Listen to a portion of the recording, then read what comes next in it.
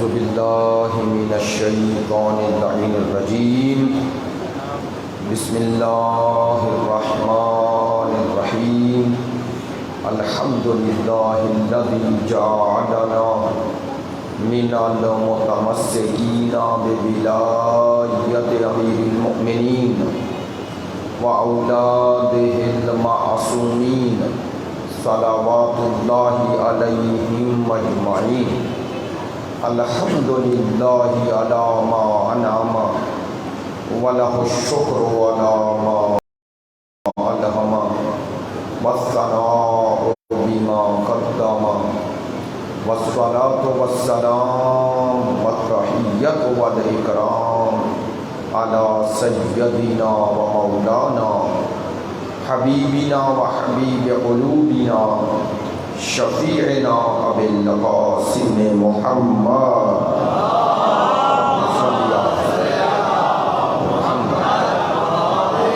وآلہ الاطیبین الاطہرین الاجمدین الامجدین الذین اذہب اللہ عنہم الرجس وطہرہم تطہیرا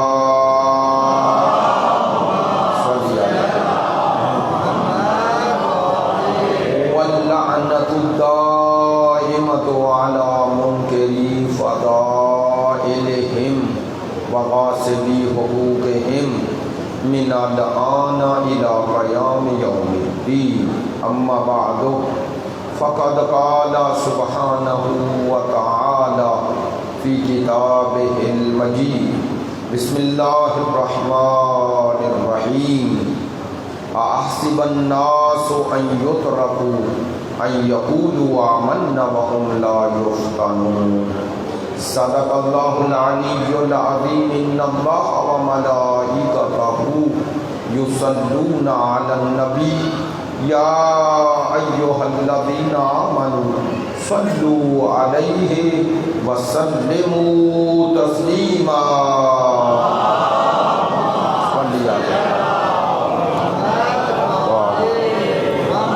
آپ تمام حاضرین سے گزارش ہے بیگم و سید محمد علی جعفری، بیگم و سید طاہر علی جعفری، بیگم و سید جواد علی، سید تنویر حسین جعفری، سید علی حسنین، بیگم و سید احترام حیدر نقوی، آغا سید جعفر علی موسوی، جملہ مومنین مرحومین جن کے لیے کوئی فاتحہ پڑھنے والا نہیں رہا، ان سب کو شامل کرتے ہوئے، شہدائے ملت کو شامل کرتے ہوئے، ان سب مرحومین کی بلندی درجات اور ایصال ثواب کے لیے ایک مرتبہ سورہ فاتحہ اور 3 مرتبہ سورہ توحید کی تلاوت فرمائیں۔ بسم اللہ الرحمن الحمد للہ رب العالمین الرحمن الرحیم مالک یوم الدین ایاک نعبد و ایاک نستعین اهدنا الصراط المستقیم صراط الذین انعمت علیہم غیر المغضوب علیہم ولا الضالین بسم اللہ الرحمن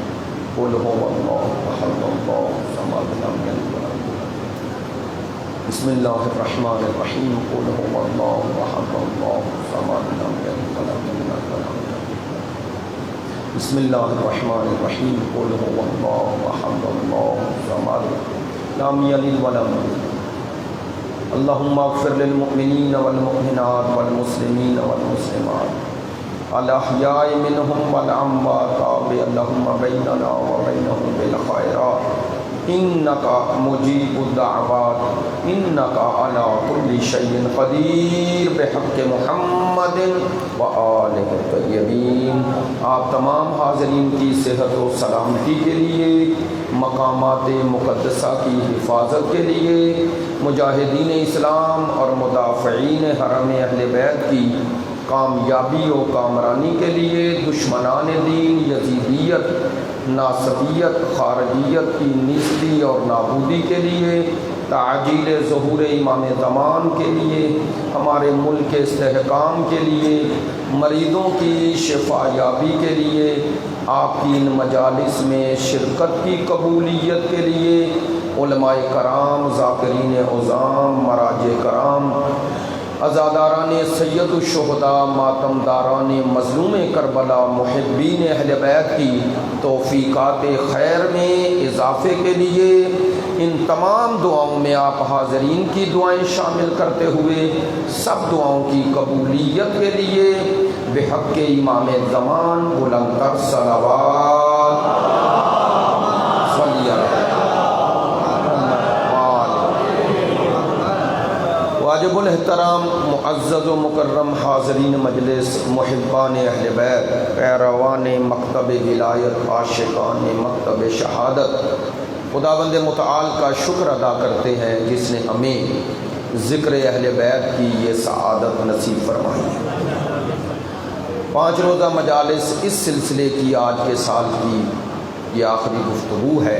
میں سب حاضرین کا شکر گزار ہوں، برادران کا، بزرگان کا، بالاخص ہمارے انتہائی محترم شفیق برادر بزرگوار آغا مبارک موسوی ہیں، اسی طرح دوسرے ہمارے بزرگان جو شفقت محبت کا اظہار آپ نے کیا، میں آپ سب کا شکر گزار ہوں۔ اسی طرح اپنے تمام برادران جنہوں نے محبت کا اظہار کیا۔ ثقلین بھائی کی ساری باتوں سے اتفاق کرتے ہوئے ایک بات سے اختلاف کہ علماء انبیاء کے وارث ہیں، ان میں یقیناً میں شامل نہیں ہوں۔ ہاں، میں طالب علم ہوں، میں بالکل عالم ہوں نہیں، میں تو طالب علم ہوں، جوتے اٹھانے والا ہوں۔ سب آپ حضرات کی توفیقات خیر میں اضافے کے لیے بلند تر صلوات صلی اللہ محمد وآل محمد وعجل۔ عزیزان محترم، اللہ اکبر، یا رسول اللہ، یا علی۔ عزیزان محترم، سلسلہ گفتگو الحمدللہ تھا مشکل، اس معنی میں مشکل کہ عام طور پر ممبر پہ بیان نہیں ہوتا، لیکن الحمدللہ آپ نے توجہ فرمائی۔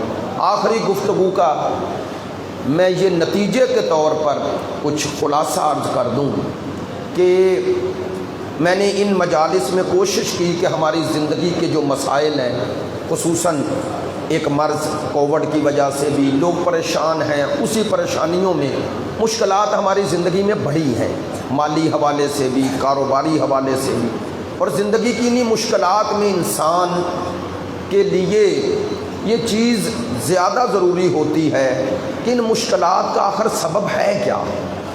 وہ رحمان و رحیم جس کی وحدانیت احدیت کا ہم اقرار بھی کر رہے ہیں اور اس کے دین مبین اسلام پر بھی کاربند ہے، اور اس پر پھر ایک مکتب آل محمد کے پیروں کے لیے یہ زیادہ سوال ہوتا ہے کہ جن آل محمد کو ہم مان رہے ہیں ان کو ماننے کے بعد بھی زندگی میں یہ مشکلات، یہ مصائب، یہ آلام حل کیوں نہیں ہو رہے؟ ایسا ہی ہے نا۔ تو اسی تناظر میں یہ گفتگو تھی کہ ہم ان مصائب و آلام پر جو نظر رکھتے ہیں وہ 2 طرح کی ہے۔ ایک یہ ہے کہ انسان انہی مشکلات اور مصائب کو اپنے لیے اللہ کی ناراضگی یا نعوذ باللہ خدا کی طرف سے کوئی ظلم سمجھے، ایک نگاہ یہ ہے، لیکن قرآنی نگاہ یہ نہیں ہے۔ قرآنی نگاہ یہ ہے کہ یہ مصائب و آلام، یہ مشکلات، ان کے نتیجے میں انسان کے درجات بڑھتے ہیں، انسان کو قرب خدا ملتا ہے، اور یہ مصائب و آلام و مشکلات یہ بے مقصد نہیں ہے، اور نہ سمجھیں کہ ان مصائب و آلام کا کوئی نتیجہ نہیں۔ اگرچہ چونکہ انسان اس زندگی میں محدود زندگی سے لامحدود زندگی کی طرف سوچتا کم ہے، اس لیے وہ سمجھتا ہے شاید میری زندگی کی مشکلات کا سبب یہی ہے کہ میں کوئی ایسا کام کر بیٹھا ہوں، اور پھر انسان غور و فکر کرتا ہے۔ ایک معنی میں دیکھا جائے تو یہ بھی اللہ کی رحمت ہے۔ میں نے انہی مجالس میں یہی نقطہ آپ تک پہنچانے کی کوشش کی کہ اگر انسان ان مصائب و آلام کے نتیجے میں خدا کی طرف متوجہ ہو گیا تو یہی اللہ کی رحمت ہے، یہی خدا بعض اوقات چاہتا ہے، اور ہر کسی سے نہیں چاہتا۔ جسے آسانیوں میں غرق کر دیا اس سے نہیں چاہتا، اسے عذاب اسی طرح کا دیا ہے۔ میں نے عرض کیا تھا کہ آسانیاں خود فراموشی لاتی ہیں، مصائب خود شناسی لاتی ہیں۔ من عرف نفسہ فقد عرف ربہ۔ انسان جب تک اپنی طرف توجہ نہیں کرتا اس وقت تک اپنے آپ سے سوال نہیں کرتا۔ معصوم فرماتے ہیں اللہ رحم کرے اس پر جو اپنے آپ سے 3 سوال کرتا ہے اور ان کے جواب ڈھونڈتا ہے۔ امیر المومنین کا فرمان ہے 3 سوال اپنے آپ سے کرے، کیا؟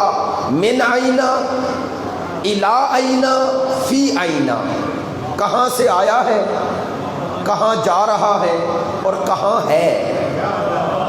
مولا فرماتے ہیں یہ 3 سوال اپنی زندگی میں کرو۔ میں کہاں سے آیا؟ پہلا سوال میں خود آیا؟ نہ، مجھے کسی نے بھیجا۔ جس نے بھیجا وہ حکیم ہے، اس کی حکمت تھی کیا؟ توجہ ہے؟ کیا وہ بے مقصد کام کرتا ہے؟ نہیں کرتا، جس نے بھیجا۔ اچھا میں کہیں جا رہا ہوں، ایک میرا سفر اختیاری ہے، ایک میرا سفر غیر اختیاری ہے۔ میری بات پہ توجہ فرمائیں گے۔ میرا غیر اختیاری سفر کیا ہے؟ میں اس دنیا میں آیا، میں بچپنے، جوانی، بڑھاپا، یہ سفر میرے اختیار میں نہیں ہے، یہ سفر طے ہو رہا ہے۔ اسی سفر میں میرا اختیاری سفر ہے کہ اس محدود زندگی میں لامحدود زندگی کے لیے مجھے اختیار دیا گیا کہ اس محدود وقت میں کیا کرو کہ اس لامحدود وقت میں تمہارے کام آ جائے۔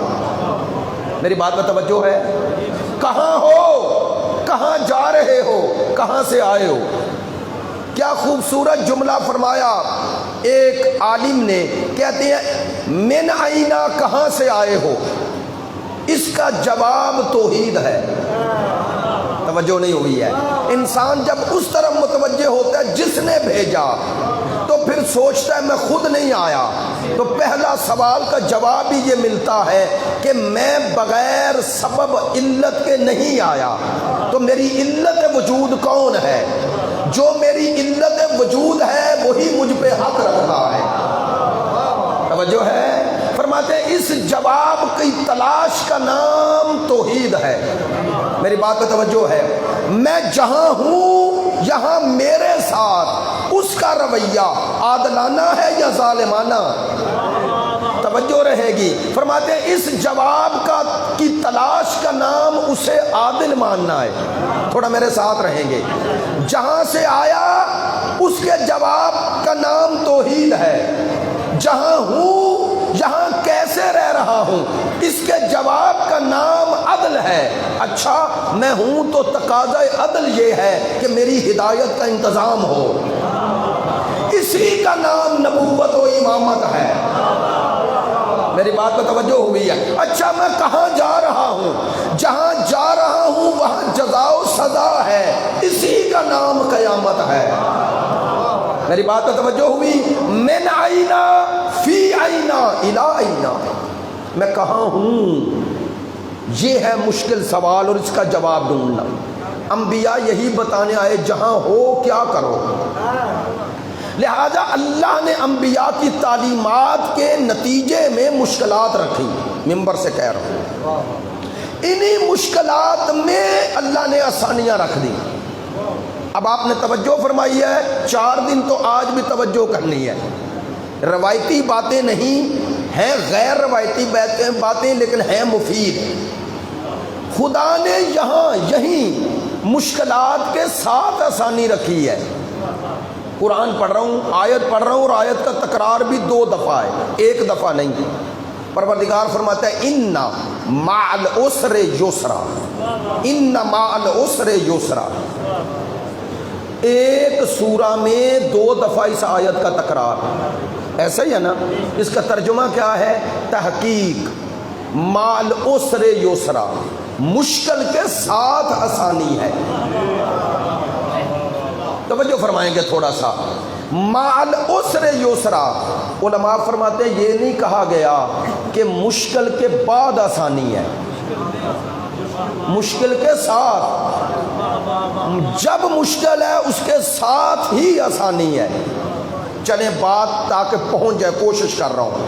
آپ کوہ پیمائی کرتے ہیں نا، کوہ پیمائی مثلا انسان بیمار ہو گیا، بلڈ پریشر کا مریض ہو گیا، شوگر ہو گئی، انسان کے جسم میں کوئی ایسی بیماری آ گئی کہ جس کے لیے ڈاکٹر نے کہا پہاڑ پہ چڑھو، کوہ پیمائی کرو، پہاڑ پہ چڑھو۔ جب انسان کوہ پیمائی کر رہا ہوتا ہے تو زور لگ رہا ہے نا، بولے تو صحیح، انسان کو یہ جو کوہ پیمائی کر رہا ہے سخت ہے نا، مشکل ہے نا، جسم پہ سخت ہے، بول کے بتائیں جب وہ کوہ پیمائی کر رہا ہے اسی مشکل میں آسانی ہے یا نہیں؟ بھائی اگر اس کا بلڈ پریشر ہے تو اسی کوہ پیمائی کے دوران ہی نیچے آ رہا ہے، اسی کے دوران اس کی، میں اب جسم کی مثال اس لیے دی ہے انسان جلدی حس کرتا ہے، ایسا ہی ہے نا۔ اچھا انسان کا آپریشن ہونا ہے، آپریٹ کرنا ہے، مثال دے رہا ہوں، انسان کو بیماری لگ گئی، جب آپریشن ہو رہا ہے تو تکلیف دہ ہے نا، اسی کے اندر آسانی ہے، اس کے بعد نہیں۔ اللہ نے کہا کائنات میں دیکھو تو مشکل کے ساتھ ہی آسانی ہے۔ چلے اور مثال دوں، بچہ پڑھ رہا ہے، رات کو نیند آ رہی ہے پھر بھی جاگ رہا ہے، نیند آ رہی ہے جاگ رہا ہے تو مشکل نا، لیکن اگر یہ جاگتا رہا اور سختی کرتا رہا تو اسی کا نتیجہ کہ وہ اچھے نمبر لے رہا ہے۔ توجہ فرمائیں، وہ نتیجہ امتحان کے بعد ہے، فائدہ امتحان کے اندر ہے۔ تو جیسے ہی اس نے سختیوں میں زندگی گزاری، اس سختیوں کی پشت پر ہی آسانیاں ہیں۔ ایسا ہی ہے، دنیا میں دیکھ لیں جسے دیکھنا ہے، اس نے مشکل زندگی گزاری، اس مشکل کا نتیجہ اسی وقت برآمد ہو رہا ہے۔ بھئی جو محنت کر رہا ہے اس کا سرمایہ اسی وقت بڑھ رہا ہے، اسی وقت۔ زندگی کا سرمایہ بھی ایسے ہی ہے، ہماری حیات بھی ایسے ہی ہے۔ ایسا نہیں ہے کہ ہمیں مشکلات الگ ہیں آسانیاں الگ ہیں، کہنا کہ جو مشکل ہے اسی میں آسانی ہے، اسی میں آسانی ہے۔ اگر ہماری نگاہ یہ ہو جائے اور کسی حد تک پھر ہمیں پتا چلے گا کہ یہ جو مشکل آئی ایک معنی میں اس کے دو پہلو ہیں، ایک ظاہری ایک باطنی پہلو یہی ہے، انسان خدا کی طرف توجہ کر رہا ہے۔ اور سنیں، میں ہر روز عرض کر رہا ہوں کہ آسانیوں کا عذاب انسان محسوس کم کرتا ہے، انسان کو پتہ نہیں چلتا۔ آج ہی میں حدیث قدسی پڑھ رہا تھا، حضرت موسیٰ علیہ السلام خدا کے حضور گئے، پروردگار نے وحی کی، کہا اے موسیٰ میں نے تیری امت میں فلاں شخص پہ عذاب کر دیا۔ کہتے ہیں حضرت موسیٰ علیہ السلام اس کے گھر گئے، دیکھنے گئے تو وہ بڑی شاہانہ زندگی بسر کر رہا ہے، آج کے دور کے مطابق بڑی شاہانہ زندگی، اس کے پاس سارے وسائل حیات ہیں، بیٹھا ہوا ہے، انتظار کرتے رہے۔ اب حدیث میں ایسے ہی دوبارہ پلٹے، جب کوہ طور پہ ہم کلام ہوئے، آواز قدرت آئی، موسیٰ پوچھنا چاہتے ہو کہ میں نے تو تجھے خبر دی تھی عذاب کر دیا اور تو دیکھتا رہا کہ عذاب ہے کیا؟ پروردگار نے فرمایا میں نے پھر بھی عذاب کر دیا ہے۔ پروردگار کون سا عذاب؟ کہا یہی عذاب ہے۔ پروردگار وہ تو شاہانہ زندگی میں غرق ہے، فرمایا یہی تو عذاب ہے۔ پروردگار کون سا عذاب کیا؟ فرمایا انہی آسانیوں کے اندر اسے غرق کر کے اپنے ذکر کی لذت کو چھین لیا ہے، اس کے دل سے توفیق توبہ چھین لی، لذت ذکر چھین لی۔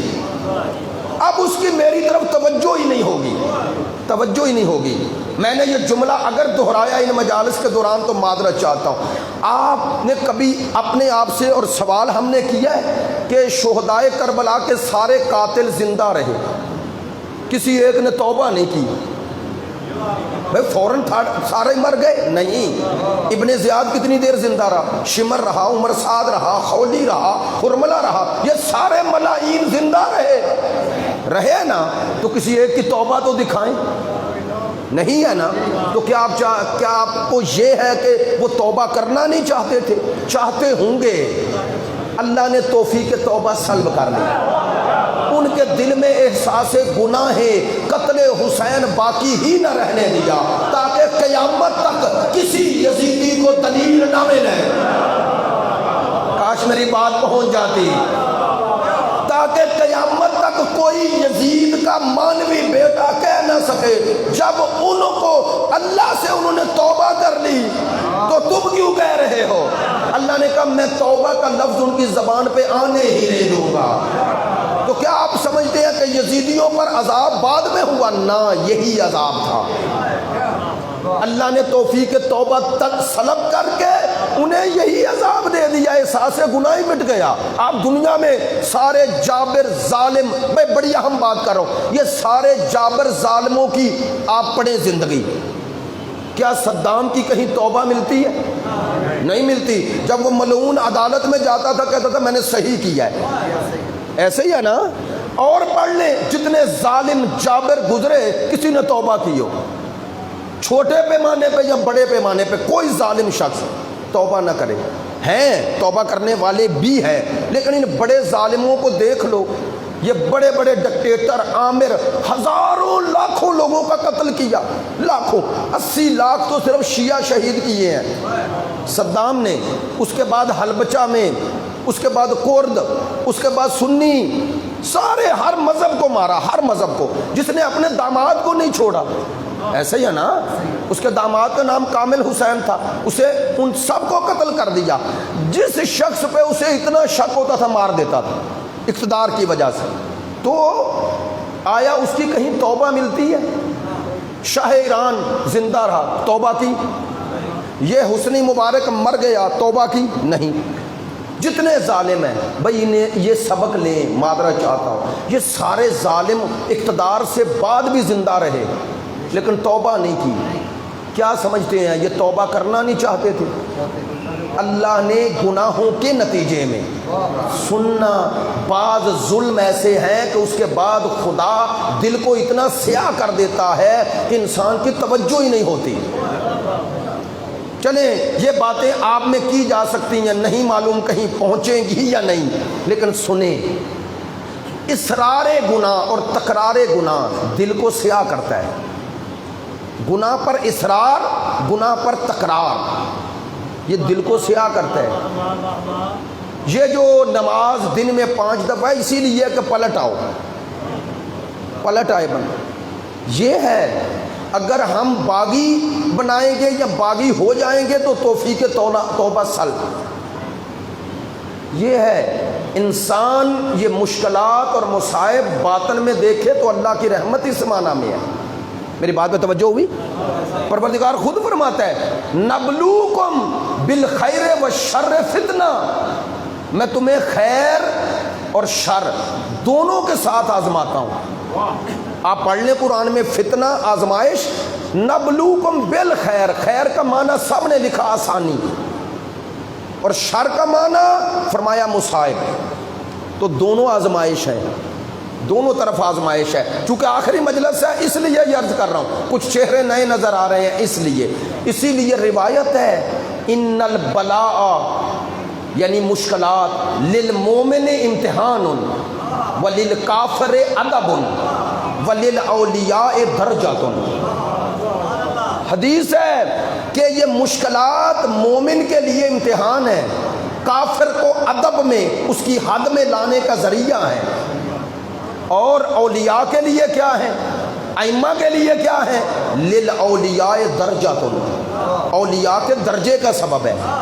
کاش میری بات پہنچ جائے، اللہ کے خاص بندوں کے لیے درجے کا سبب ہے۔ چلیں بات اس تناظر میں زیادہ آپ پر سنگین نہ ہو جائے، میں آسان کرتا ہوں اور آپ میرے ساتھ بھی ہو جائیں گے انشاءاللہ۔ دیکھیں اگر آپ نے آج اس آیت کو اس رخ سے توجہ فرمائی تو ایک بات اور حل ہو جائے گی۔ یہ جو امامت کی آیت ہے، اور عموماً ہم علماء خطباء اس آیت کا بہت زیادہ تکرار کرتے ہیں، بہت زیادہ تکرار کرتے ہیں، اور آپ نے یہ آیت سنی بھی ہوگی۔ پروردگار فرما رہا ہے وَعَذِبْتَلَا ابراہیم ربہ بکلمات، اے میرا حبیب اپنی امت کو وہ وقت یاد کرائیں جب تیرے رب نے آزمایا۔ ابتلا کا معنی یہی ہے، نہیں ابتلا کا لفظی معنی کروں، جب تیرے رب نے ابراہیم کو مشکلات میں ڈالا۔ ابتلا کا یہی معنی آگا، ابتلا کہا طلب کے لیے، جب تیرے رب نے ابراہیم کو طلب کیا بلا کے لیے، مشکلات کے لیے طلب کیا، یعنی کیا توجہ رہے بھئی ہمیں بعض مشکلات آتی ہیں ہمیں پتہ ہی نہیں ہوتا، آتی ہیں لیکن چونکہ ہمیں اس کے اسباب کا پتہ نہیں اس لیے ہمیں گزر جاتی ہیں، لیکن اگر ہمیں پتہ چل جائے فلاں جگہ جائیں گے تو یہ مشکل ہے، ہم جاتے ہوئے 10 دفعہ سوچیں گے، ایسا ہی ہے نا، چونکہ ہم مشکلات سے فرار کرنا چاہتے ہیں۔ یہ ہے اللہ والے، یہ ہیں خدا کے بندے، یہ ہیں نمائندگان خدا، کہ خدا آزمائش اچانک نہیں انہیں دیتا، انہیں کہتا ہے یہ آزمائش دوں گا اور اس کے نتیجے میں پھر یہ دوں گا۔ تھوڑی میری بات پہ توجہ فرمانا، بات میں نے اس سے اگلے مرحلے پہ لے گیا۔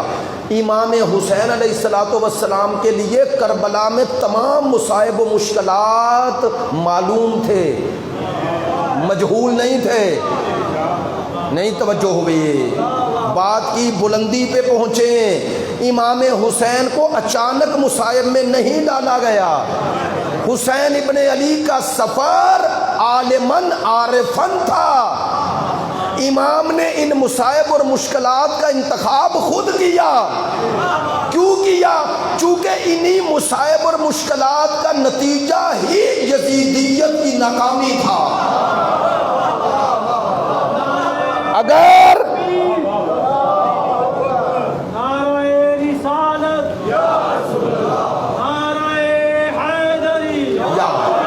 میری بات کا توجہ ہے، حسینیت، یزیدیت، یزیدیت، بابا سے بلند تر صلوات، اللہم صلی علی محمد وآل محمد وعجل۔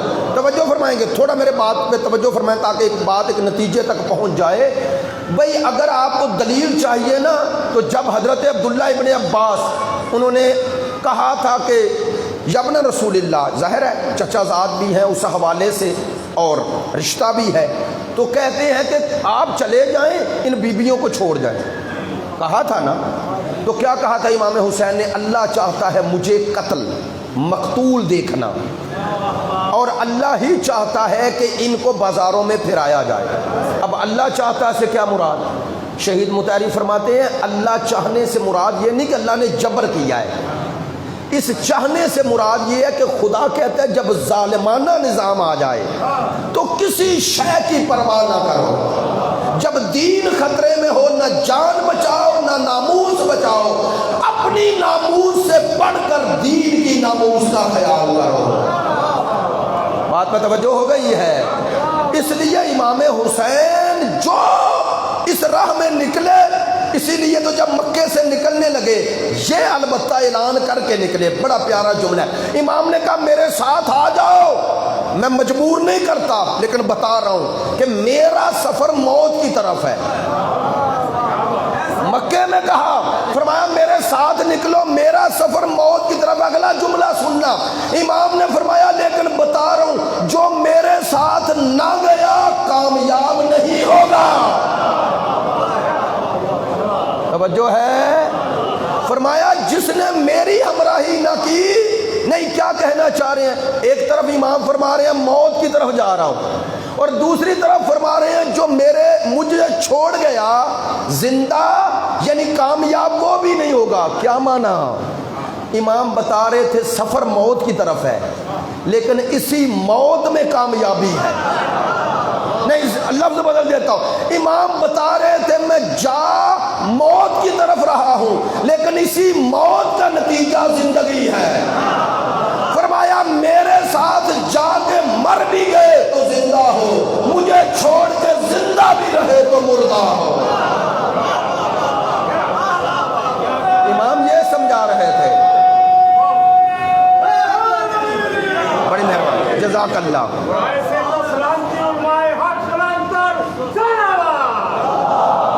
سلامت رہیں پروردگار عالمین، آپ کو اپنے حفظ و بھئی یہ کربلا کا پہلو ہے جو سمجھنا چاہیے۔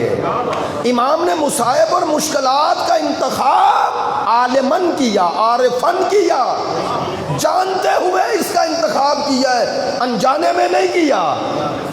امام اس راہ کی مشکلات کو جانتے تھے لیکن پھر بھی انتخاب کیا. کیوں کیا؟ تاکہ قیامت تک کسی میرے ماننے والے کے لیے عذر نہ رہے کہ مشکلات ہیں کیسے کریں. یہی مشکلات میں آسانیاں ہیں. کیا آسانیاں ہیں؟ چند لوگ کی قربانیاں پوری قوم کی عزت اور وقار کا سبب بن جاتی ہیں، انہیں بلندیوں پہ لے جاتی ہیں. ایسا ہی تھوڑا ہوتا ہے، ایسا ہی تھوڑا ہوتا ہے. اللہ نے بے توجہ رہے، اللہ نے دین کی بقا رکھی ہی خون میں ہے. خدا نے اپنے دین کی بقا رکھی ہی خون میں ہے. خدا نے اپنے دین کی بقا رکھی ہی مقاومت میں ہے، مبارزے میں ہے، مجاہدت میں ہے، جہاد میں ہے، مقابلے میں ہے. دین کا تحفظ کر ہی وہ سکتا ہے جو مقابلہ ظلم کا کر سکے. اور جب ظالمانہ نظام اپنا پورے ظلم کے ساتھ اس کے مقابلے پہ آئے تو اس کے پائے ثواب میں لغزش نہ آئے. یہ ہے دین کا تقاضا، یہ ہے دین کا تقاضا. اگر آپ کو اس پہ دلائل چاہیے تو پوری قرآن اور اہل بیت کی احادیث بھری پڑی ہیں. ائمہ کی زندگی ممبر سے بیان جو ہوتی ہے اس کا مقصد ہی یہ ہے. 11 امام شہید تو کیوں شہید؟ سوال ہے 11 شہید تو کیوں؟ یہ کیوں کا جواب جس دن شیعہ کو مل گیا اس دن اسے پتا چلے گا کہ 12واں غائب کیوں ہے. میری بات نہیں پہنچی ہے. جس دن ہمیں پتا چل گیا 11 تنہائی میں غربت میں شہید ہوتے رہے تو کیوں ہوتے رہے؟ اس لیے کہ امام کا نام لینے والے بہت تھے لیکن جب آزمائشوں میں آئے تو قربانی دینے والے 72 تھے. معذرت چاہتا ہوں، باتیں سخت ہیں مزاج پہ، میرے بھی اور آپ کے بھی، لیکن کیا کریں، یہی دین کا مزاج نہ بدلا تو غیبت رہے گی. غیبت رہے گی. غیبت کا سبب ادھر نہیں ادھر ہے. میں نے بات کہہ دی ہے، وہ غیبت کا سبب ادھر نہیں ادھر ہے. اگر 11 غائب نہیں ہوئے تو 12واں بھی غائب نہیں ہونا چاہتا تھا. ہاں میں کہہ رہا ہوں نہیں ہونا چاہتا. اگر امام غیبت پہ راضی ہیں تو پردہ غیبت میں گریہ کیوں کرتے ہیں؟ بات میں توجہ ہوئی؟ کیوں گریہ کرتے ہیں؟ اس لیے کہ میں غائب رہوں؟ نہیں. بڑا کہتے ہیں خطرناک جملہ ہے لیکن اس کا غلط مطلب نہ لیجئے گا. بھائی امام غیبت میں ہے تو محفوظ ہے نا؟ بول کے تو بتائیں. محفوظ ہے نا؟ ان مشکلات سے الگ ہے نا؟ بھائی یہ مشکلات تو نہیں جو 11 پر آئیں. کوئی امام 7 سال جیل میں، کوئی 2 سال، کوئی 10 سال، ایسا ہی ہے نا. کسی کی عمر 28 سال، کسی کی 25 سال، ایسا ہی ہے نا. تو سب سے طویل عمر تو اسی امام کو مل گئی جو پردہ غیبت میں ہے اور ہیں بھی سب سے الگ. اب سمجھانے کے لیے کہہ رہا ہوں، امام آسانیوں میں رو رہے ہیں. آج کا یہی پیغام ہے. نہیں، جنہیں آپ آسانی سمجھتے ہیں امام انہیں ہی تو مشکل سمجھتے ہیں. امام عافیت طلب نہیں ہوتا. امام عافیت طلب نہیں ہوتا کہ مجھے مشکلات سے الگ ہو جاؤں تو خوش ہو جاتا ہے. نا، اس کے لیے سب سے بڑا مسئلہ امام کا مقصد حیات کیا ہے کہ اللہ نے مجھے ہدایت کے لیے بنایا اور میں انسانوں کی خود غرضی، خود پرستی کی وجہ سے ہدایت کر نہیں پا رہا. یہ مسئلہ ہے، یہ مشکل ہے. اسی لیے غیبت کو اور انتظار کو امتحان کہا گیا. میری بات نہیں پہنچی ہے. مومن کے لیے امام زمانہ کی غیبت امتحان ہے اور مومن کے لیے انتظار امتحان ہے. کیا معنی اس امتحان کا؟ کہ ہم مسلسل آزمائشوں میں ہیں. اس امام کے نفس نفیس سے ہم اس طرح ان سے فیض نہیں لے رہے جس طرح لینے کا حق ہے. اب چونکہ یہاں پر وہ موضوع شروع نہیں کر سکتا. 2 دن میری مدینہ سیدہ میں گفتگو ہے. اس کے بعد اگر کچھ دوستوں کی خواہش ہو وہاں آئیں، میں امام زمان کے حوالے سے یہ پہلو ذکر کروں گا، عرض کروں گا کہ امام کی غیبت کا سبب ہے کیا. اور اس غیبت کو اگر ہم نے ظہور کو قریب لانا ہے تو ادھر سے جد و جہد ہونی ہے، ادھر سے آگے بڑھنا ہے۔ اور وہ آگے بڑھنا کیسے ہے؟ اس آگے بڑھنے کے تقاضے کیا ہیں؟ امام کے اس ظہور اور غیبت کو، معذرت چاہتا ہوں پڑھے لکھے دوست ہیں اس لیے جملہ کہہ رہا ہوں، امام کی غیبت اور ظہور کو کوئی فردی مسئلہ نہ بنائیں۔ نہیں، یہ فردی مسئلہ نہیں۔ امام آ کے کسی فرقے کو نجات نہیں دے گا، پوری انسانیت کو نجات دے گا۔ کیا کہنا چاہتا ہوں؟ ایک انحرافی فکر ہے، معذرت چاہتا ہوں بات سخت کہہ رہا ہوں، انحرافی فکر ہے، آئیں اور ہمیں نجات دیں۔ شہید مطہری فرماتے ہیں امام نے صرف ہمیں نجات دینی ہے، یعنی نعوذ باللہ اللہ نے اسے امام صرف شیعوں کا بنایا، انسانوں کا، بلکہ جن و انس کا، جن و انس کا امام۔ السلام علیکہ یا امام الانس والجان، امام زمان کو کہتے ہو نا، سلام ہو آپ پر، آپ انسانوں اور جنوں دونوں کے امام ہیں، بلکہ امام کی اطاعت کائنات کے ذرے ذرے پہ واجب کی گئی ہے، اس لیے پوری کائنات تقویناً بھی تشریعاً بھی امام کے سامنے تسلیم ہوتی ہے۔ اس کی مرضی کہ وہ مصلحت کے تحت امام حکم نہ دے الگ بات ہے، ورنہ کیا امام کے سامنے درخت نہیں چلے؟ بولیے، امام نے شیر کی تصویر کو حکم کیا، وہ شیر بن نہیں گیا؟ ایسا ہے یا نہیں ہے؟ تو یہ جو سب کچھ ہوا یہ اس بات کی دلیل ہے کہ امام کی روح میں اللہ نے یہ قوت و قدرت رکھی ہے، امام کے سامنے ان کائنات کی ہر شے کو تسلیم کیا ہے۔ تو کہنا کیا چاہتا ہوں؟ کہنا یہ چاہتا ہوں اگر امام کی معرفت اور امام کی ظہور کا معنی آپ نے فرد کی نجات سمجھا پھر بھی انحراف ہے، فرقے کی نجات سمجھا پھر بھی انحراف ہے۔ امام ہر مظلوم کا حامی ہے، امام ہر مستضعف کا حامی ہے، امام پردہ غیبت میں ہر انسان کا حامی ہے، مگر یہ کہ وہ ظالم نہ ہو۔ کچھ مظلوم ہیں عقیدے کے، کچھ مظلوم ہیں عمل کے، کچھ عقیدہ اور عمل دونوں کے مظلوم ہیں۔ توجہ ہوئی ہے؟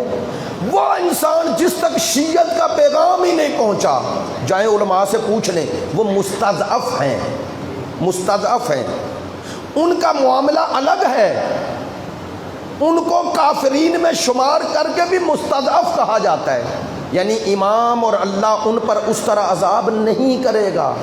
کیوں نہیں کرے گا؟ اس لیے کہ ان تک کبھی یہ آواز ہی نہیں پہنچی کہ کوئی حق ہے۔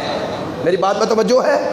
یہ باتیں درمیان میں اس لیے کر رہا ہوں، یہ بنیادی ترین مسائل حل ہونے چاہیے زندگی میں، چلیں اسی انداز میں ہو جائیں پھر بھی بات پہنچ تو جاتی ہے۔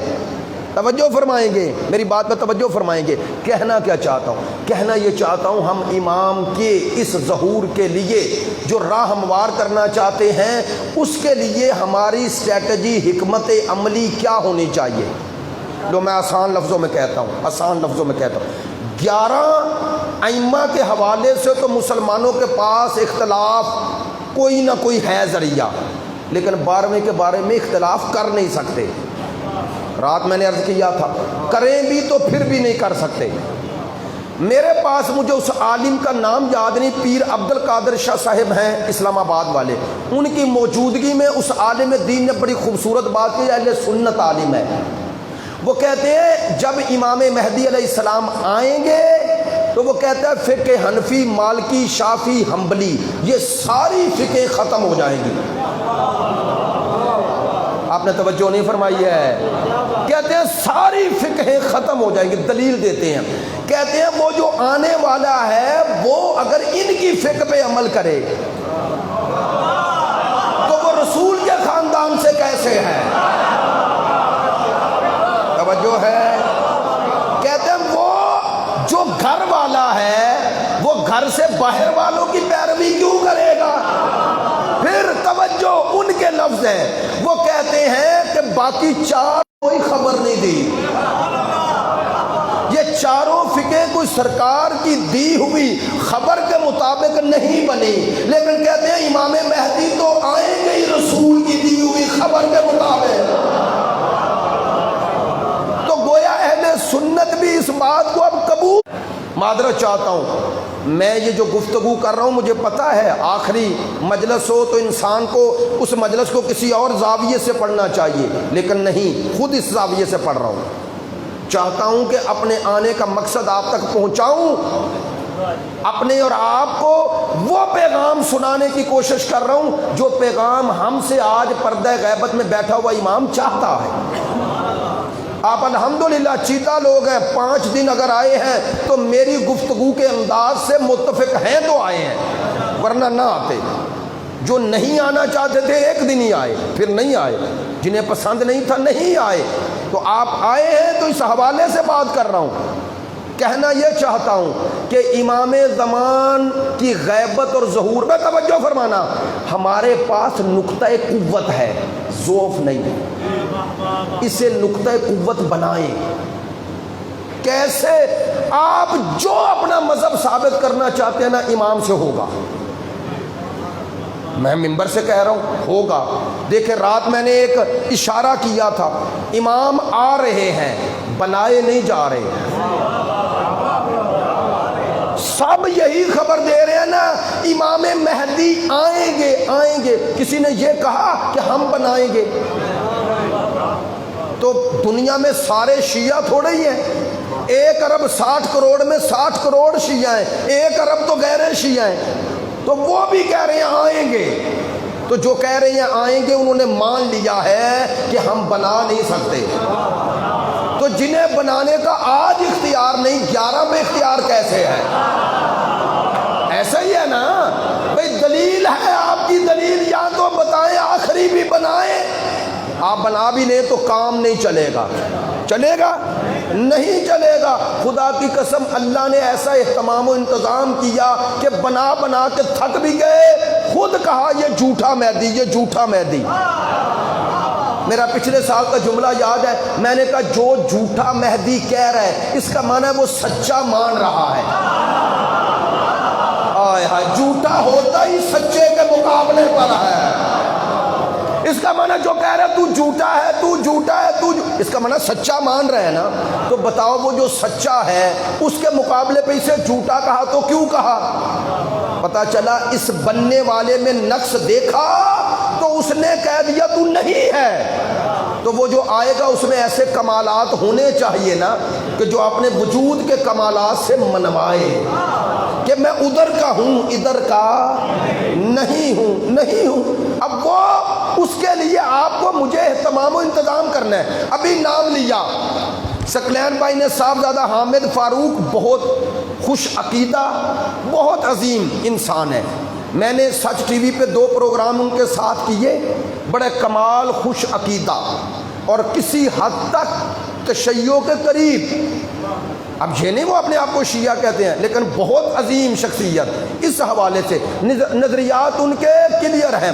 ابھی ان کا ویڈیو کلپ چل رہا ہے، وہ کہتے ہیں اگر کوئی سرکار ابو طالب کو کافر کہے گا تو کہتے ہیں میں سنی یا شیعہ بن کے نہیں، میں سید بن کے کہہ رہا ہوں کہ اگر کسی نے میرے دادا کو کافر کہا تو میں یزید کے دادا پہ بات کروں گا۔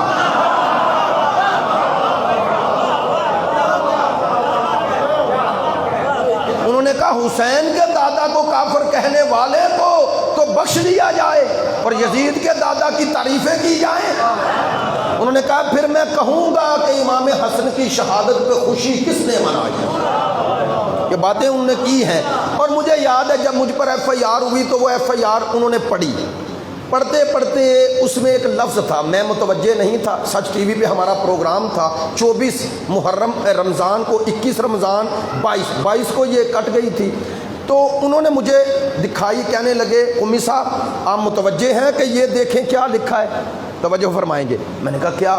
کہنے لگے بریکٹ میں انہوں نے اپنا لکھا تھا، مفروضہ قائم کر کے لکھا حضرات خلفائے ثلاثہ، یوں لکھا تھا حضرات خلفاء، پھر آگے نام اور پھر لکھا سیدنا امیر المؤمنین امیر شام، میں امیر شام کہہ رہا ہوں، انہوں نے یہ لکھا، انہوں نے کہا دیکھیں اصل یہ ہے، پیچھے حضرات ہیں یہ سیدنا ہیں، کہتے ہیں یہ جو آج نئی سنیت میں نئی چیز ابھر رہی ہے، یہ سنیت نہیں لفظ ہے، یہ امویت ہے،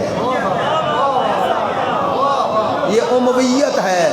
آپ کے پاس اب ایک ہتھیار ہے، آپ کوشش کریں اہل بیت اطہار کا ایسا مقام و مرتبہ لوگوں تک پہنچائیں کہ لوگوں کو امویت میں اور اہل بیت میں فرق واضح ہوتا رہے۔ خدا کی قسم دشمنان اہل بیت، بس آج آپ کی زحمت ختم کر رہا ہوں، توجہ فرمانا جو بات کہنا چاہ رہا ہوں۔ میں پڑھتا تھا اپنے امام کا یہ جملہ پڑھتا تھا، سمجھ نہیں آتی تھی، ممبر سے کہہ رہا ہوں کیا امام کا یہ جملہ دعا کی شکل میں، دعا کی الحمدللہ الذی جعل اعداءنا من الحمقاء، امام فرماتے ہیں حمد ہے اس خدا کی جس نے ہمارے دشمنوں کو احمق بنایا ہے۔ امام فرما رہے ہیں اس اللہ کی حمد جس نے ہم آل محمد کے دشمن احمق بنائے، بیوقوف بنائے۔ احمق ہوتا ہی وہ ہے جسے پتہ نہ ہو کیا کر رہا، توجہ نہیں ہے آپ کی۔ اور خدا کی قسم جو ہم کہتے تھے، لوگ عام اہل سنت کہتا تھا کون ہے جو یزید کا حامی ہو، تو ان کی اندر خباثت زبانوں پہ آ گئی۔ اب آنے سے آپ کو دلیل مل گئی کہ یہ ہیں۔ آپ پوچھتے تھے نا کہاں ہیں، ہم نے حسین کا ذکر اسی لیے کیا تاکہ ہر یہ چھپا ہوا یزید ظاہر ہوتا رہے۔ اور میں ایک جملہ کہا کرتا ہوں، خدا کی قسم جمل سفین نہروان میں نفاق چھپا رہا، کربلا نے قیامت تک منافقوں کو چھپنے ہی نہیں دیا۔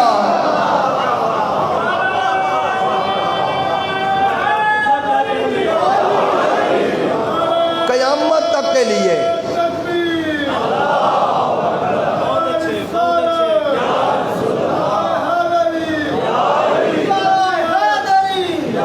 میرے بات کا توجہ فرمائیں گے، یہ نفاق چھپ نہیں سکتا، اور یہ کربلا ہے جو ہر دور کے منافقوں کو ظاہر کر رہی ہے، منافقوں کو ظاہر کر رہی ہے۔ یہ کربلا ہے، یہ کربلا نے نقطہ مشترک بننا ہے۔ کیا خوبصورت اصطلاح استعمال کی ہے اس دفعہ عراق کے ان انقلابی نوجوانوں نے، انہوں نے کہا 40 یعنی ظہور کا مقدمہ۔ ہائے ہائے ہائے، 40 چہلم یعنی ظہور کا مقدمہ، یعنی یہ 40 کا اجتماع اصل میں ظہور کے ساتھ ملا رہا ہے۔ ہاں اب آپ کو عزاداری اور عزاداری کے یہ اجتماعات اس نقطہ نظر سے دیکھنے ہیں، ان اجتماعات میں ظہور کے ساتھ منسلک ہونا ہے، اور انشاءاللہ مایوس نا امید ہونے کی ضرورت ہی نہیں۔ نا امید مایوس وہ ہوتا ہے جس کے سامنے بند گلی ہو۔ بھائی جو انتظار کر رہے ہیں کسی کے آنے کا، وہ مایوس کیوں ہوں؟ تمہارے پاس اللہ نے تمہیں 2 پر دیے ہیں، میری بات نہ ضائع ہو، اللہ نے تمہیں 2 پر دیے ہیں، ان دونوں پر کو سلامت رکھنا پرواز ہے، اور شیعہ کی پرواز کو روک ہی نہیں سکتا اگر یہ 2 پر کی تمہیں سمجھ آ جائے۔ ایک ہے سرخ پر، ایک ہے سبز پر۔ سرخ پر کا نام ہے کربلا، سبز پر کا نام ہے انتظار۔ کربلا موت کے خوف سے نکالتی ہے، انتظار نا امیدی سے نکالتا ہے۔ بہت شکریہ، جزاک اللہ۔ اللہ کی قسم میں بات ختم کرنا چاہ رہا تھا، میں نے کہا باتیں سخت نہ ہو جائیں آپ کے مزاج پر۔ بات جو میں نے کی یہ میں نے اچانک نہیں کی، یہ گفتگو آج جو کی پلانی کے ساتھ کی۔ میں چاہتا تھا روایتی باتوں سے ہٹ کر، نعروں سے ہٹ کر کوئی گفتگو ہو جائے جو آپ تک پیغام پہنچ جائے۔ سرخ پر کا نام ہے کربلا۔ کربلا کربلا کو زندہ رکھنے کا سبب عزاداری ہے۔ میری بات کا توجہ فرمانا، عزاداری کو نقصان نہیں ہونا چاہیے، عزاداری سے کو نقصان کربلا کو نقصان ہے۔ کربلا سے دوری کا سبب عزاداری سے دوری ہے، لیکن عزاداری کو کربلائی بنانا ہے نہیں۔ سخت جملہ ہے، معاف کرنا، عزاداری ہدف نہیں۔ میری پہلی تقریر یاد ہے، عبادت ہدف نہیں، عبادت وسیلہ بن جاتا ہے ایک جگہ جا کر اگلے ہدف کے لیے، وہ کیا ہے؟ قرب خدا۔ کہہ دوں جملہ، عزاداری ہدف نہیں وسیلہ ہے کربلا پہنچانے کا۔ توجہ ہے میری بات پہ؟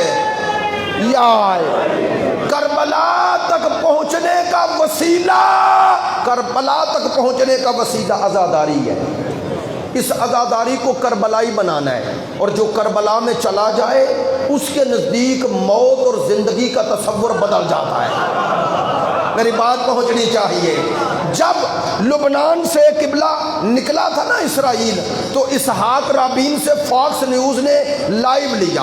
اسے کیا پتا تھا کیا سوال کریں گے؟ اس نے کہا تم نے فلسطین پر، تم نے اردن پر، یہ دوسرے ممالک پر، شام پر، سب پر قبضہ کیا ہوا ہے، مصر پر، اور انہی میں لبنان ہے، 4 ملکوں میں قبضہ باقی ہے، یہ لبنان سے کیوں نکل رہے ہو؟ اس نے کہا میں کیا کروں، باقی دوسروں کو جس شے سے ڈراتا ہوں یہ اسی شے کا استقبال کرتے ہیں۔ یہ جملے ہیں، اسحاق رابین صدر تھا، وزیر اعظم تھا اس وقت، کہنے لگا میں ان کو کیسے ڈراؤں، یہ موت سے تو ڈرتے ہی نہیں۔ کہتے ہیں اس فتح کے جشن میں سید حسن نصر اللہ نے ایک جملہ کہا دشمنوں کو پتہ نہیں کہ ہم موت اور زندگی کو کس نظر سے دیکھتے ہیں۔ انہوں نے کہا کربلا کے بعد ہمارے نزدیک اور دنیا کے نزدیک موت اور زندگی کا تصور الگ الگ ہے۔ کہا ہمیں حسین نے کربلا میں یہی تو درس دیا تھا کہ اگر عزت کے ساتھ جی نہ سکو تو عزت کے ساتھ مرو کیسے۔ ہمیں بڑے سلامت رہے، ہمیں کربلا میں یہی تو درس دیا تھا کہ اگر عزت کے ساتھ جی نہ سکو عزت کے ساتھ مرو کیسے۔ یہ ہے کربلا، یہ ہے کربلا۔ سننا، ایک کربلا جو موت کے خوف سے نکالے، چونکہ موت کا خوف ہی قوموں کو، انسانوں کو بزدل بناتا ہے۔ جب موت کا خوف آ جائے انسان کمپرومائز کرتا ہے۔ ایک موت کے خوف کو توڑنے والا تمہارے پاس مرکز، محور کربلا ہے۔ دوسرا، نا امید نہ ہونا، یہ ظلم کے باوجود بھی نا امید نہ ہونا، جد و جہد کرنا۔ کیوں؟ چونکہ تمہاری جد و جہد کو نتیجے تک پہنچانے والا ہے۔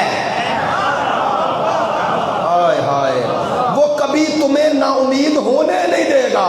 اور سنو، 11 نے اس کے آنے کی صرف خبر نہیں دی ہے، 11 نے کہا اگر تم نے جد و جہد میں، اپنی جد و جہد میں جو ذمہ داری تھی وہ خلوص سے پوری کی اور اس کے آنے سے پہلے چلے گئے تو گھبرانا نہیں، وہ آئے گا اور تمہیں زندہ کر کے نتیجہ دکھائے گا۔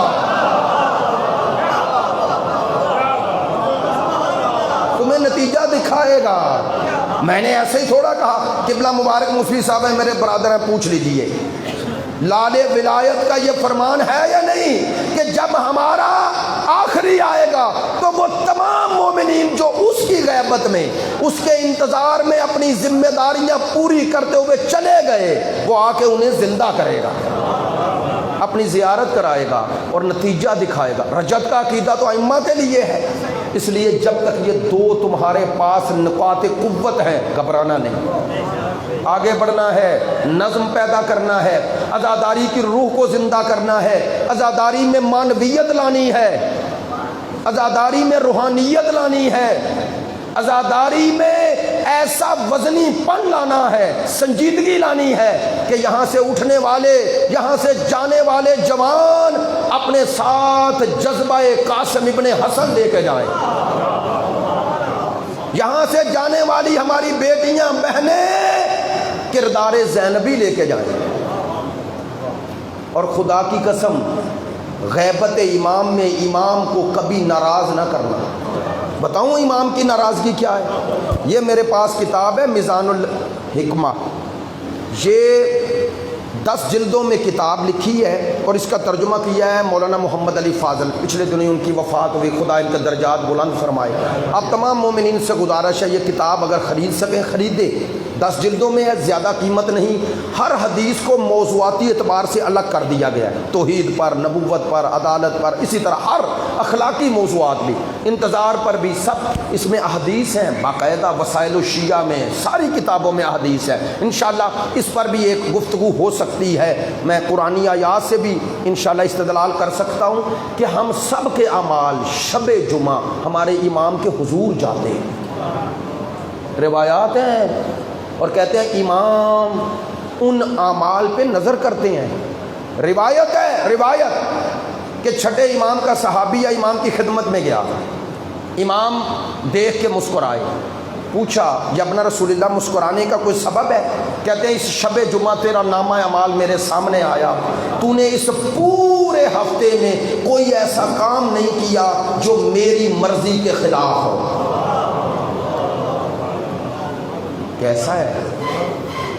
اور روایات میں ہے امام کے سامنے جب نامہ اعمال پیش ہوتا ہے، نامہ اعمال سے مراد ہر ایک کا ایک الگ الگ حصہ ہے. اب نامہ اعمال پیش ہونا ہے، اب اس موضوع کو میں چھیڑتا ہی نہیں، الگ موضوع ہے، وضاحت کی ضرورت ہے. لیکن اب آپ لفظوں سے اتنا سمجھ جائیں. ظاہر ہے حقیقت عمل سامنے آتی ہے نا، کوئی لکھی ہوئی چیز تھوڑی سامنے آتی ہے، حقیقت عمل سامنے آ جاتی ہے مجسم شکل میں. امام فرماتے ہیں کہ جب میں کچھ مومنین کے نامہ اعمال دیکھتا ہوں خوش ہوتا ہوں. بتاؤں کتنی محبت ہے آقا کو آپ سے اور مجھ سے. امام فرماتے ہیں بعض کے نامہ اعمال دیکھ کے روتا ہوں. آیت اللہ جوادی عاملی کا مشہور جملہ ہے، کہتے ہیں یوسف زہرا کو ہم نہ روائیں، اس کی دادی کو امت نے بڑا رلایا. اگرچہ شہادت کے عنوان سے مجلس انشاءاللہ پرسوں بھی ہوگی اور بھی مجالس ہوں گی، لیکن چونکہ ترتیب میں یہاں پر بھی یہی تابوت کی مجلس ہے، میں کافی وقت گزر گیا اور زیادہ آپ کو زحمت نہیں دینا چاہتا. اگر میرے ساتھ ہے نا تو میں امام زمان کا مسائل آج جس کی مصیبت بیان کر رہا ہوں اس کے بیٹے کو ہی پرسا دینا ہے. جملہ بدل دوں، صاحب عزا خود ہے. اور کتنے خوش قسمت ہو کہ اس وقت امام کو اس کے بابا کا پرسا دینے آئے. لیکن کیا صرف امام کو اس کے بابا کا پرسا ہے؟ اب تھوڑا سا چونکہ پڑھے لکھے دوست ہیں، جہاں دیدہ لوگ ہیں، اس لیے بات کی وضاحت کر دیتا ہوں. علماء نے جو کی، کہتے ہیں ہر امام پہ جو ظلم ہوا نا، جو ظلم ہوا، جملے کی معنویت سمجھیے گا. علماء فرماتے ہیں ہر امام پہ جو ظلم ہوا، جو اس امام کے بعد آیا نا، اس ظلم کا وارث وہ ہے. ایسا ہی ہے نا، بات آسان کر دوں، بی بی پہ ہونے والے ظلم کا وارث مولا علی ہے. مولا کائنات پہ ہونے والے ظلم کے وارث امام حسن ہے. امام حسین پہ ہونے والے ظلم کے وارث امام زین العابدین ہے. توجہ ہو گئی؟ جملہ کہنا کیا چاہتا ہوں، امام زمان کی مظلومیت بتاؤں. یہ 13 پر جتنے ظلم ہوئے ان سب کا وارث امام زمان. نہیں، ابھی میرا جملہ اس طرح واضح نہ ہوا، چونکہ معذرت چاہتا ہوں، ممبر سے اس حوالے سے زیادہ بات ہوتی نہیں یا زیادہ ہمارے احساسات وہاں پہنچتے نہیں، لہذا جملے کی وضاحت ضروری ہو گئی. علماء فرماتے ہیں ہم کربلا کو سنتے ہیں اور 12واں کربلا کو دیکھتا ہے. رات بھی میں نے اشارہ کیا تھا، شاید متوجہ نہ ہوئے. میں اگر پڑھوں نا اکبر کے سینے میں نیزے کی انی لگی، آپ میں کچھ دوست کا گریہ آ گیا، آپ سن کے رو رہے ہیں اور 12ویں کو یہ دکھایا جا رہا ہے. نہ یار سوچے نا امام کی مظلومیت کو سوچے نا. اگلا جملہ کو میں پڑھوں نا کہ عباس زین سے زمین پر آئے اور بازو نہیں تھے. میں نے پڑھا ہے اور آپ نے سنا ہے, اور میرا آقا و مولا امام زمان یہ کیفیت دیکھتا ہے. ایک عالم پڑھ رہے تھے ایران میں, کہتے ہیں ساری کربلا میرے امام کو دکھائی جاتی ہے.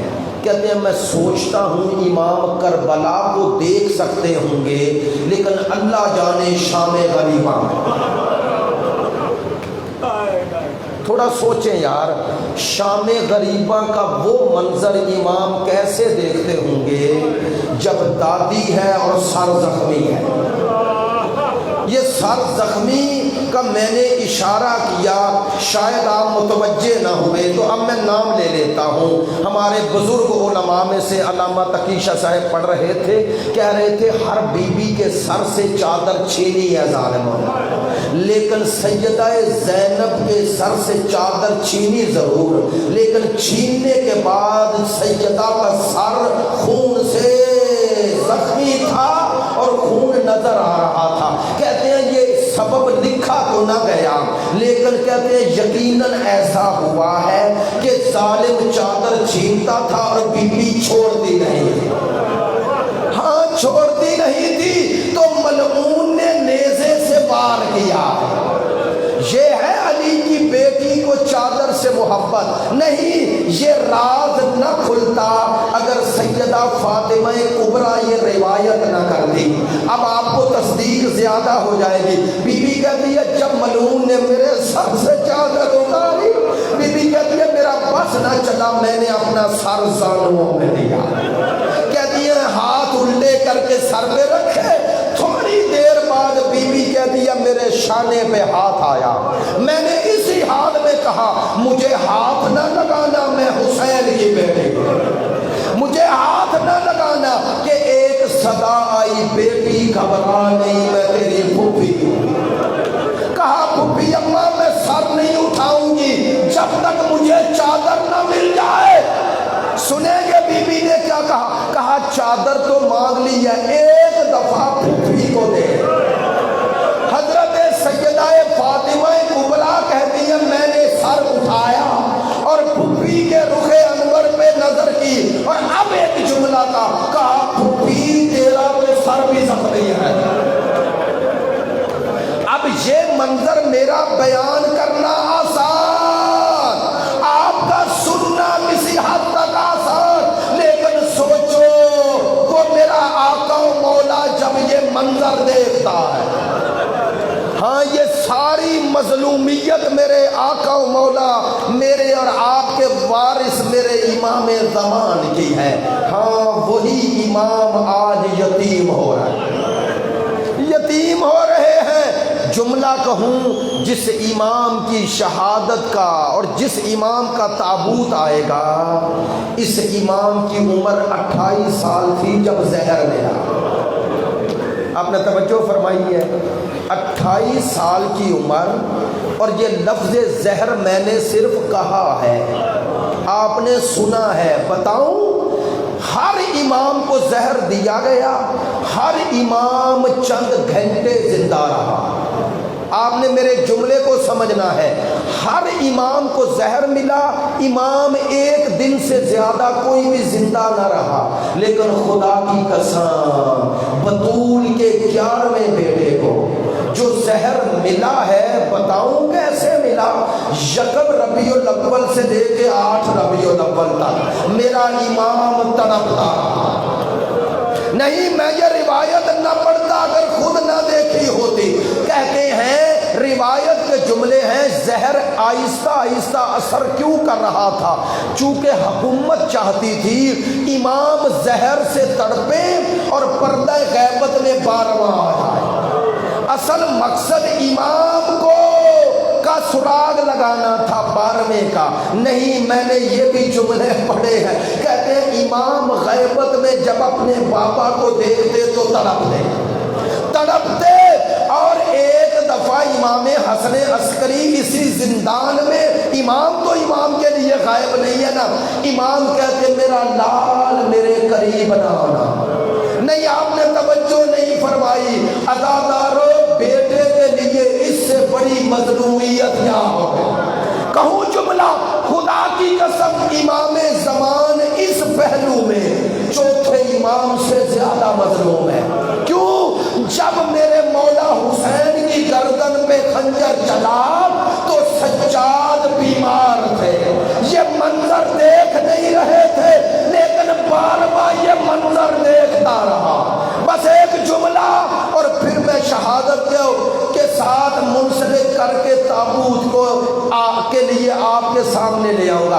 ایک جملہ کہنے کی اجازت چاہتا ہوں. خدا کی قسم امام کو زہر کا اثر اتنا ہوتا گیا.